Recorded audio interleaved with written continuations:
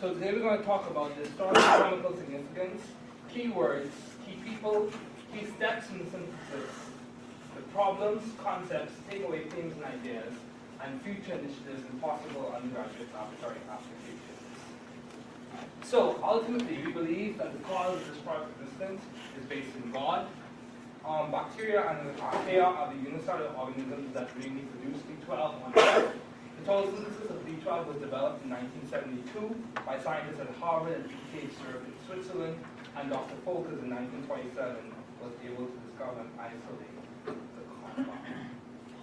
So if we look at the history of B vitamins overall, we see B2 riboflavin was discovered in 1933. It was isolated. B6 pyridoxine in 1934 was discovered. In 1938, the active compound B6 was isolated.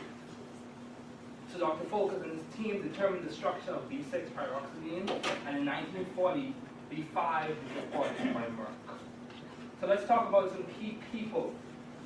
So John G. White and Dorothy Hodgkin played a large role in discovering the X-ray crystallographic structure of vitamin B12. K. Bernhardt determined the partial synthesis of vitamin B12 from cobyric acid, and Robert Woodward and Albert Eschenmoser, they worked together to determine the total synthesis of vitamin B12, which they reported in 1972. So R.E. Woodward, one of my favorite scientists that I learned about while on my time on the field. R.E. Woodward, he determined the total synthesis of vitamin B12 and also other natural products such as quinine and cholesterol, and in 1965 he won the Nobel Prize. Albert Eschenmoser, who is actually still alive today in his 90s, worked with R.E. Woodward to determine the total synthesis, and he contributed to synthetic organic chemistry, and he won the Davy Medal. Dorothy Hodgkin was a really good X-ray crystallographer, and in 1964 she won the Nobel Prize. So, in terms of its significance, the reason why I chose B12 is because it has clinical significance in that it is used to treat acute cyanide poisoning. It's a popular topic in terms of nutrition, discussion, and energy. The total chemical synthesis of it is cool. And also, 6 Nobel Prizes were awarded directly and indirectly associated with vitamin B12. So in terms of treating acute cyanide poisoning, the reason why hydroxycobalamin is able to treat acute cyanide poisoning is because this hydroxide is displaced by a cyanide and it's passed out as cyanocobalamin, so it's harmless in terms of excretion. Now, scientific name of what I'll be focusing on, the form of B12 I'll be focusing on, is cyanocobalamin. The metal center is cobalt. It also functions as a coenzyme, but this R group is 5-adenosyl, but it's different from the cyanide that's attached to the cyanocobalamin. There's a macrocyclic structure, which is a corin. It's similar to the porphyrin in heme. B12, like B and C vitamins, are water-soluble vitamins, and B12 is metabolized in the liver and excreted by the kidney. So animals store B12 in their liver and muscles, and some passes into their eggs and milk. So this is just showing you that you have 9 B vitamins, but the one we're going to focus on in this discussion is B12. So this piqued my curiosity. B12 as a coenzyme complements to catalysis in several different ways.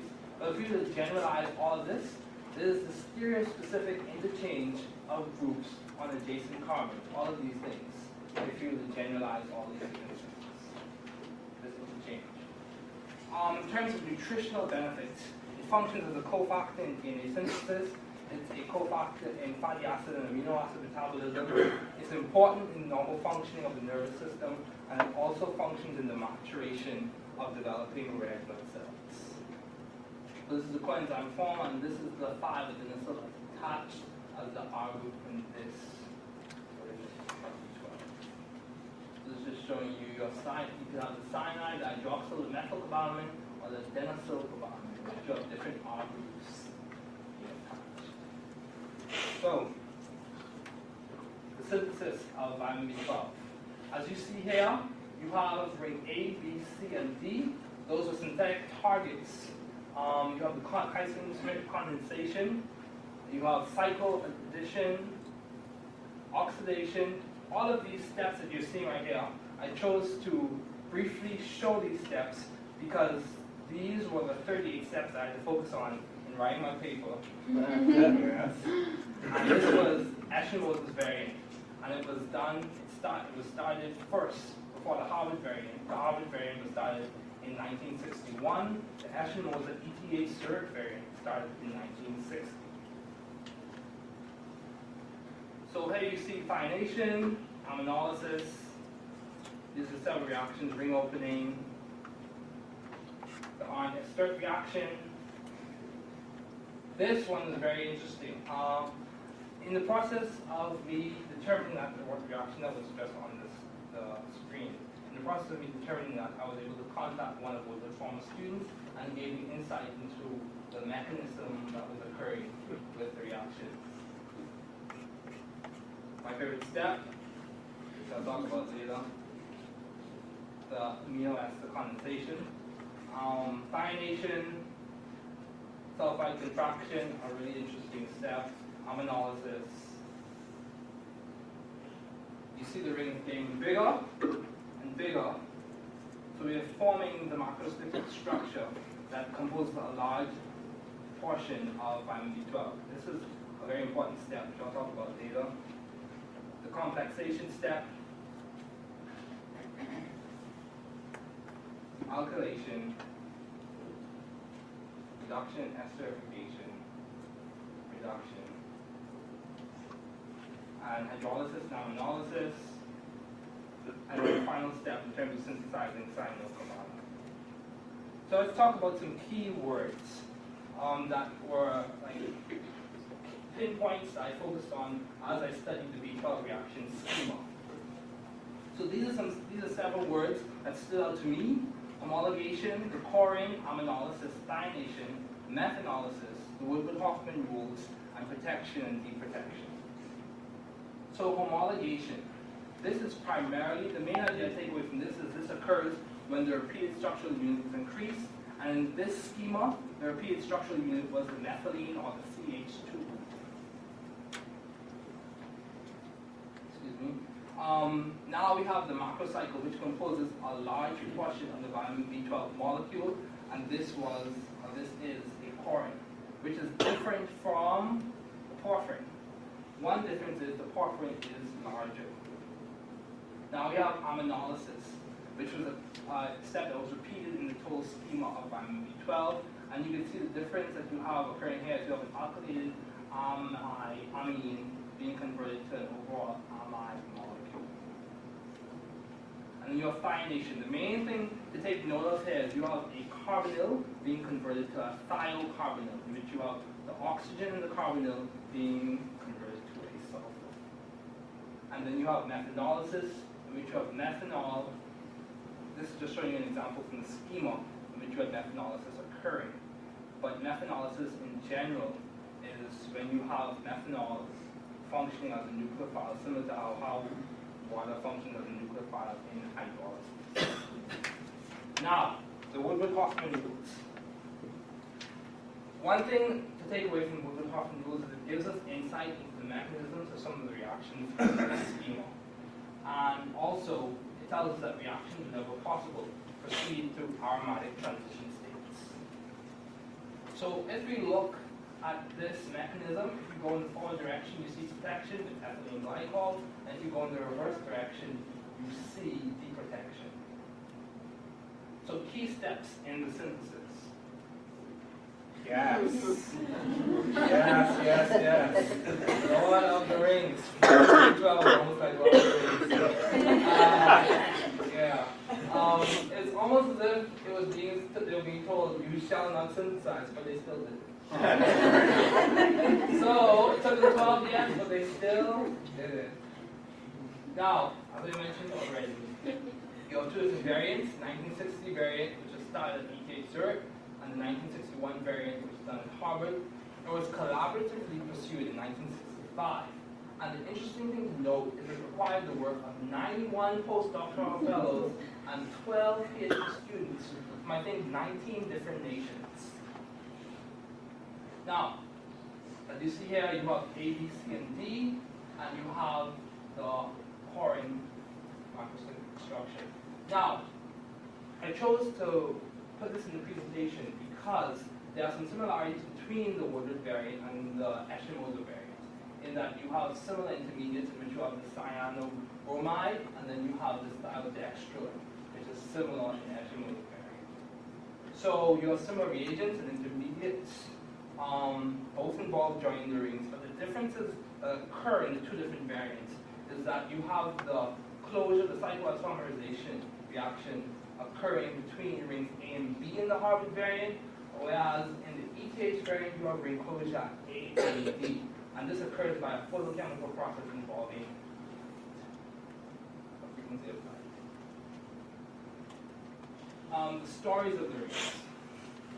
So I chose to work through the photosynthesis, study photosynthesis, and I picked out key steps that were my favorite from my studies of organic chemistry, and just made a lot of sense to me in terms of the mechanism. So you have the Clyde-Smith condensation in which you had ethyl methyl ketone reacting with acetaldehyde, and then you had the ring opening and the fluorination step. All three of it stood out to me. Again, one thing to take note of in our synthesis of all 4 ring precursors to vitamin B12 is that all involve the first step being Clyde-Smith condensation, and you have fluorination in this case. You have thioesterification and reductive decarbonylation by a metal catalyst, and Clyde-Smith condensation, and this step, as I mentioned, I got insights in this from Scott Schreiber, who was a professor who was a former student of R.B. Woodward. Now, my favorite example from the entire synthesis of vitamin B12 was the amino ester enamine condensation with a sulfide interaction using alkylated coupling. And as you can, if you look at this picture, you see there's some differences in that this is written in German. Yes. It required me doing a little bit of translation by Google Translate in order to get what they were saying. But it was worth it because as I looked through it, I got more insight into what was happening mechanistically with the reaction in the schema. So some key problems that these people faced when they were synthesizing vitamin B12. The introduction of the metal center, cobalt. That was a challenge. They used cobalt chloride. The closure of the macrocyclic ring, which makes sense because the two different variants, the 1961 variant done at Harvard and the 1960 variant done at ETH Zurich, they close the ring in different ways at different places. The S differentiation, because if you look at cobaric acid, which was the synthetic target, if you look at cobaric acid, it has several different S groups, so you have to choose between whether you're going to protect one and then react the other, or deprotect one and then deal with the rest. You have the introduction of the methyl group at the bridges, specifically at ring A and B, and between C and B, and then you had to restore the lost stereochemistry that occurred during the total reaction schema. So this is showing you the methyl groups at the bridges. How they approach these problems. So the main things that they did was they worked with each other, and they did an exhaustive study of the relationships between various isomer bioethers. And this was something that stood out to me. In all of this, it required them using every conceivable precaution in respect to purity of reagents, exclusion of oxygen and moisture, and they had to do this with the greatest possible speed. Talk about a tough synthesis. Huh? Can you imagine trying to do this in the lab over the semester? This would be really hard. Luckily, I didn't have to do it. Yeah. They used rigorous stoichiometric relationships, which makes a lot of sense because the reagents are expensive and intermediate. Now, key concepts I want you to take away from this presentation. Now, you have condensation, contraction, convexation, elimination, reduction, and the implications of the Woodward-Hoffman rules. So in this example right here, you have condensation occurring, which basically is two molecules coming together and result in the release of one. In this case, you have water being released. This right here is sulfide contraction, specifically Eschenmoser sulfide contraction, which is a key step in the joining of rings A and D and B and C in the macrocyclic structure for vitamin B12. Complexation, very important because cobalt plays a big role in determining the biochemistry of B12. Elimination was a key step. Reduction was also a key step.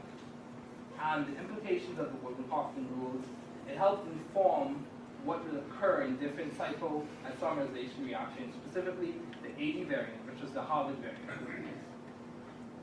Some takeaway themes and ideas. Science is collaborative.